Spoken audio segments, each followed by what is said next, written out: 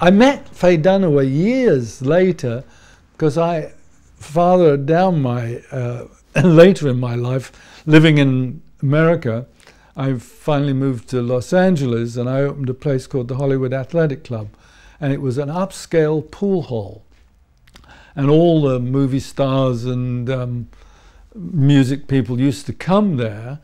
And she came one night and we talked about it and remembered the old days. I found an old 1920s building that had been, used to be an athletic club, and I kept that name and just ran it as an upscale pool hall. But it became the sort of hangout for all the movie and music business people in LA.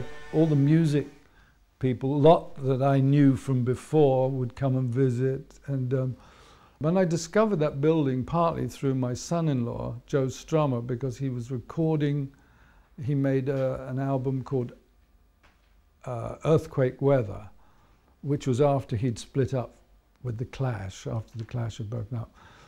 And he and my daughter moved to LA, and when I first got to LA, I borrowed their house, and then they didn't move out to LA after all. So for a year I lived in their house, and then when I got, it was while I was building the Hollywood Athletic Club, and he helped me in we needed to show what the dress code for the Hollywood Athletic Club was, and so we took this picture of me dressed up in the Eton boating outfit, the whole blazer and stuff, and he's standing next to me with a Hollywood Athletic Club singlet, you know, the initials HAC and bare arms, and we're both holding pool cues and posing in front of a pool table. He was my son-in-law, even though they were never married.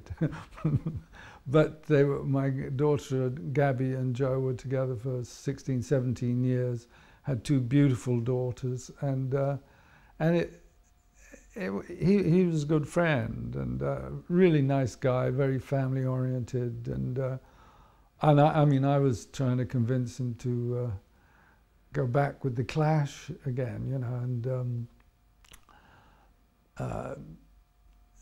because I was being approached by, oh, I forget, I'll have to think of their name afterwards, Premier Talent, Barbara Skydell, saying, Tom, can you get the Clash? Nobody will listen to us. We'll give them $1 million for just one performance, which was quite a lot of money in those days, whatever it was.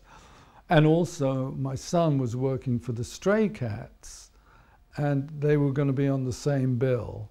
And so I was to talk to both of them, and I talked to Joe about the idea, and he said, Tom, look, I said, you know, you just get together, you just play one night, you know, and he said, for me to get the Clash together, you love Frances, right? Now, Frances is my first wife. I said, absolutely. He said, well, if I said I'd give you $1 million, but you got to go back and marry her again, you know? And I said, ah, well, maybe, I see. And actually, because he died a couple of years ago, and at his funeral, I was telling this story, because I'd mentioned it to my sister, and she said, yeah, but Tom, you'd have taken the money. So that was the difference between me and Joe Strummer. Every day is